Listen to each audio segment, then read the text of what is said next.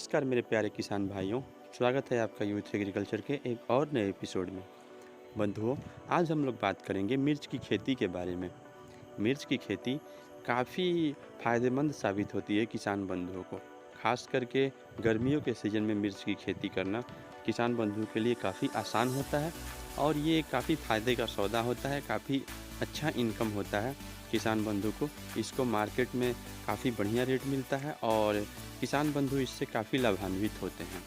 1 एकड़ में अगर हम बात करें तो किसान बंधु 1 एकड़ अगर मिर्च की खेती अच्छे तरीके से, अच्छे ढंग से करते हैं तो वो कम से कम 5 से 6 लाख रुपए का इनकम कर सकते हैं। जी हाँ, यकीनन 5 से 6 लाख रुपए का इनकम अगर 1 एकड़ मिर्च की खेती अच्छे ढंग से करते हैं तो वो उससे कमा सकते हैं, सारे खर्चे छाँट करके। लेकिन उसके लिए किसान बंधु को मिर्च की खेती तरीके से करनी होती है। उसकी मिट्टी की तैयारी से लेकर के उसकी हर एक चीज़, हर एक देखभाल, उसमें कौन से कीट आ रहे हैं, कौन से रोग और उसके उपचार के लिए किसान बंधु को क्या करना चाहिए, ये सारी चीज़ें उनको सही ढंग से, सही समय पे करनी होती है। साथ में बीज का भी चुनाव करना काफ़ी महत्वपूर्ण होता है।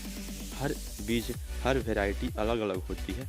आपके एरिया में कौन सी वैरायटी ज़्यादा प्रचलित है, किसके जो मिर्चें होते हैं वो वहाँ के लोग पसंद करते हैं, किस वैरायटी की मिर्च, ये आप पे डिपेंड करता है। तो उस अनुसार ही आप बीज का चयन करें। अगर आप बिहार में हैं तो यहाँ पे सैंग्रो या फिर कावेरी की कुछ वैराइटीज़ हैं जो कि किसान बंधु उसकी खेती काफ़ी अच्छी मात्रा में करते हैं और उससे काफ़ी बढ़िया इनकम कमाते हैं।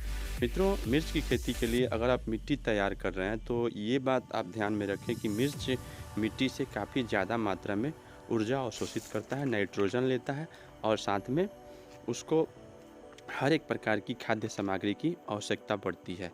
अगर आप मिर्च की खेती कर रहे हैं तो सबसे पहले मवेशी खाद देना कभी मत भूलें। अपने खेतों में गोबर का प्रयोग ज़्यादा से ज़्यादा मात्रा में करें।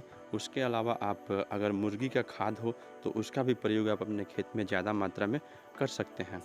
साथ में आप अगर मिर्च की खेती तब करें जब जनवरी या फरवरी के महीने में, या फिर वैसे तो मिर्च की खेती आप सीज़न में कभी भी कर सकते हैं, गर्मियों के सीज़न में कभी भी कर सकते हैं। लेकिन ज़्यादा बेटर रहता है कि अगर आप कोई फसल लगाए हुए हैं, जैसे लहसुन की खेती किए हुए हैं आप, या फिर अदरक, हल्दी की खेती किए हुए हैं, तो उसी वक्त में आप मिर्च का पौधा लगा दीजिए। जब तक आपका हल्दी या फिर लहसुन तैयार होता है उस वक्त तक आप अपने आपका मिर्च बड़ा हो जाएगा और हार्वेस्टिंग तक पहुंच जाएगा काफ़ी जल्दी। तो आप उसके बाद मिट्टी की तैयारी के पश्चात आप ये बात ध्यान में रखें कि उसमें हमको डीएपी का प्रयोग कम से कम 2 केजी पर कट्ठा करना है, यूरिया 1 केजी पर कट्ठा के हिसाब से देना है।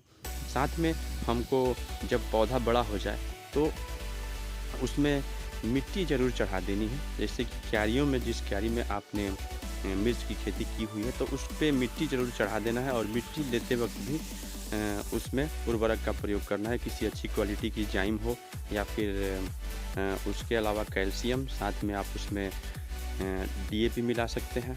और उसके साथ में अगर आपके पास सरसों की खल्ली या फिर रेड़ी की खल्ली या फिर नीम की खल्ली मौजूद हो तो, या फिर अगर आपके पास तीनों मौजूद हो तो ये तीनों का प्रयोग आप अपने खेतों में कर सकते हैं। उसको अपने क्यारियों में उसका छिड़काव करके और उसके ऊपर से मिट्टी चढ़ा देनी होती है ताकि आपका पौधा गिरे नहीं, आपका पौधा खड़ा रहे और हवा से भी उसको कोई नुकसान नहीं हो।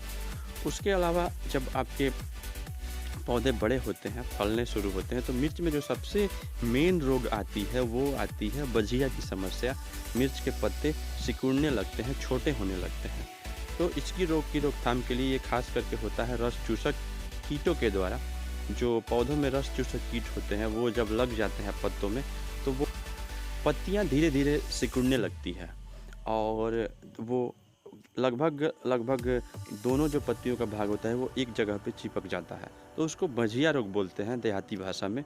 उसके लिए किसान बंधु को मार्केट में वैसे कुछ इसकी स्पेशल दवाइयाँ उपलब्ध है, जैसे कि सोनाटा हो गया, बायो एम्पावर हो गया। सोनाटा जो कि एचपीएम कंपनी की मिर्च स्पेशल दवा है, एम्पावर जो कि रेड माइट, वाइट फ्लाई या फिर रस चूसक कीट में काफ़ी बढ़िया काम करता है, या फिर डायनामाइट हो गया। डायनामाइट भी अच्छा वर्क करता है रस चूसक कीट में। या फिर लाल मकड़ियों में भी बहुत बढ़िया काम करता है। आप इन दवाओं का प्रयोग बजिया रोग के लिए कर सकते हैं। ज़्यादा बेटर होगा कि आप सोनाटा के साथ में कोई थाइमेथॉक्सैम या फिर एसिटामिप्रिड का प्रयोग करें। एसिटामिप्रिड जिसकी छोटी-छोटी पाउचें आती है, मार्केट में उपलब्ध है, उससे आपके बजिया रोग की समस्या हमेशा के लिए ख़त्म हो जाएगी।